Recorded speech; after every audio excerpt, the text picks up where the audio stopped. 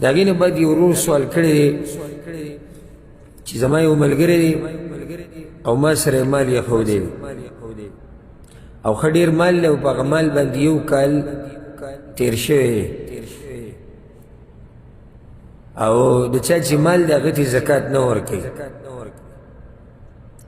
نو آیا زه دې نه زکات ورکولی شم او که نه او دویمه دا که زه زکات ورنه کړمه د دې نه نو زه به ګناهګارېږم او که نه الجواب چاله چې مال ورکړی شي او د چا سره چې مال کېښودی شي د ده دپاره په دې مال کې دومره تصرف او ګوتې وهل جایز دي څومره چې ورته مالک ویلي د هغې نه زیات نه زه اوس راولګم تا سره امانت کېدم نو ته به دې کې دومره څه کولی شي چې د څومره زه تاله اجازت درکړم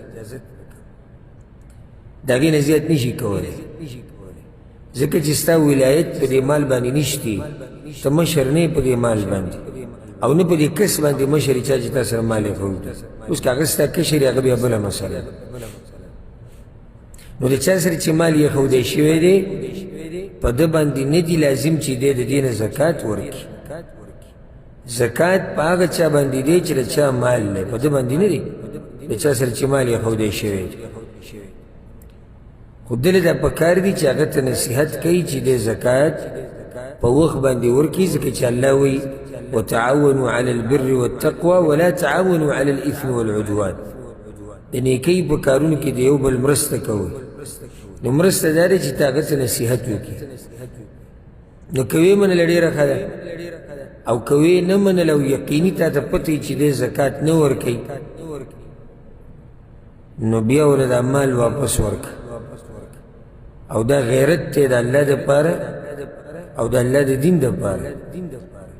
ځکه چې دی د الله نه نه هېرېږي د مال په باره کې او نه د الله حق ادا کوي نو ته ورته مو وایې وروره خپل مال